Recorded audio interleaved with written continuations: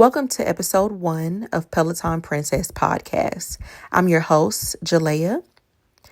So let's speak a little about this blood moon taking place March 14th, 2025 on a Venus day, Friday. So right off the bat, the energy that has been coming to me are the totems, the animal totems of crows.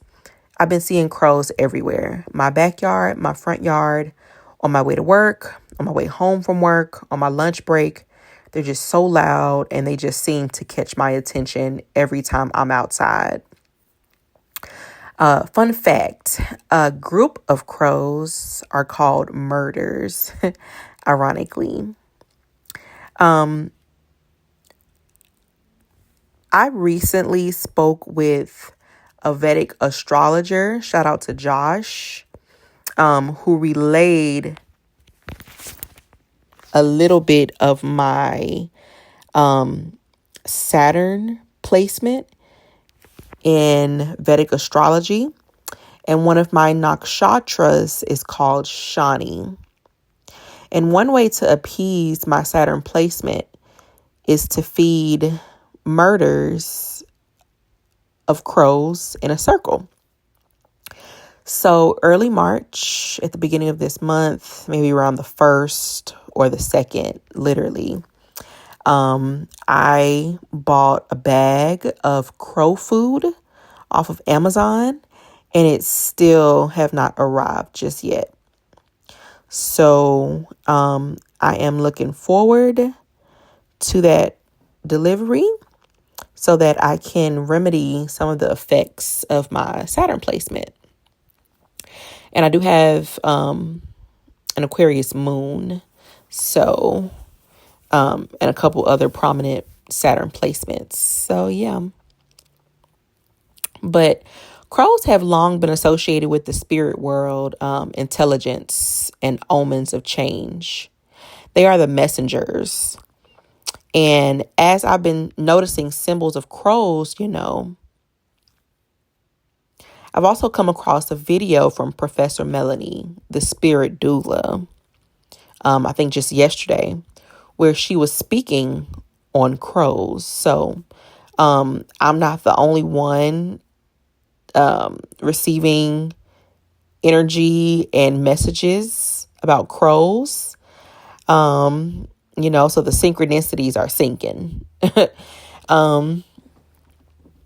Feeding crows is not just an act of kindness. It's an exchange. In folklore legends, crows are known to carry messages between the physical world and the spiritual world, offering insight to those who pay attention.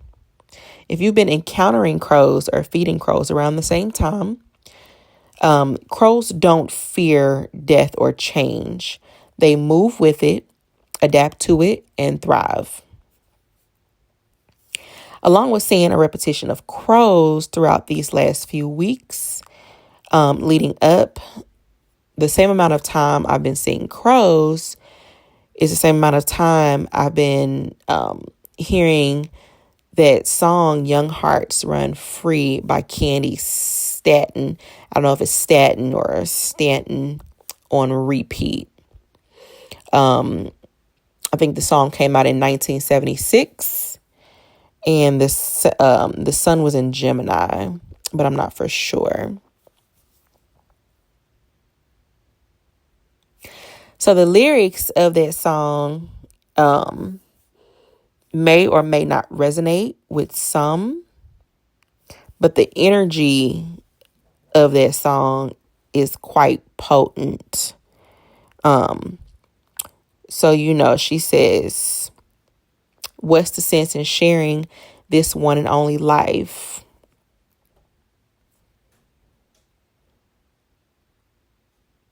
Just to end up another lost and lonely wife. You will count up the years and they will be filled with tears. Love only breaks up to start over again. And many may or may not resonate with this message. And by all means, it's also not a projection, but there's a message within these lyrics. So she says, you'll get the baby, but you won't have your man. While he is busy loving every woman that he can. Say you're going to leave 100 times a day. It's easier said than done when you just can't break away. And then she goes into the chorus and sing, oh, young hearts run free, never be hung up like my man and me. It's high time now, just one crack at life. Who wants to live in trouble and strife? My mind must be free to learn all I can be. I'm going to love me for the rest of my days. Encourage the babies every time they say self-preservation is what's really going on today. So, this song isn't just like a catchy tune, even though Candi Staton is that girl. Like, she's that girl. But it's an anthem of like breaking free and liberation, from cycles that no longer serve you.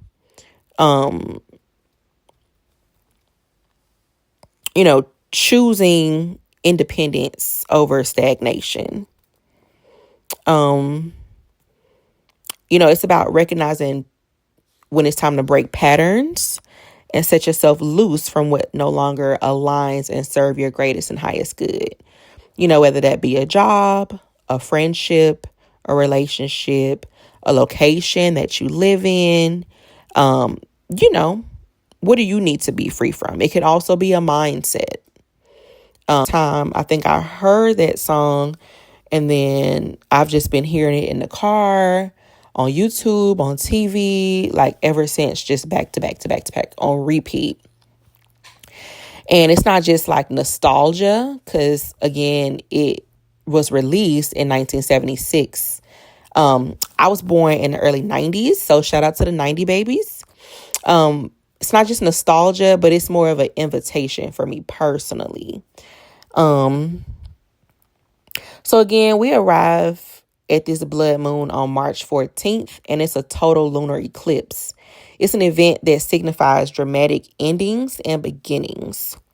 So eclipses expose what's been hidden, pulling us towards major shifts, often in ways that we can no longer ignore. And again, when Young Hearts Run Free was released in 1976, I believe the sun was in Gemini, but don't quote me on that. What I really love and am inspired about Geminis, a lot of my best friends have been Geminis. My best friend Rachel, she's a Gemini. I have a really good friend named Chris. He's a Gemini. Had a really good friend in high school named Tony. Rest in peace to him. He was a Gemini. And I just really respect and love the freedom that Geminis demand, within their lives. I really respect and love that about them. So the song's message of running free aligns with Gemini and with the moon's push for release and renewal. And this blood moon is in Virgo, I believe. So Virgos and Geminis are both ruled by the planet Mercury, the planet of communication. So there's a message being given in connection and correlation to the crows that I've been seeing, with crows being the messenger, Virgos, Geminis, Mercury, communication, this song being on repeat. These have been my personal synchronicities recently. So if you've been resisting transformation, the blood moon is coming to illuminate what's holding you back, whether that's a mindset or a version of yourself that no longer fits. This song is reminding you the power of being free. The crows are the bridge between your intuition and action, guiding you to see the truth. The blood moon is the cosmic event that forces the shift, whether you're ready or not. Here it comes. It's time. You can no longer ignore your freedom, your evolution, nor the next phase of your life.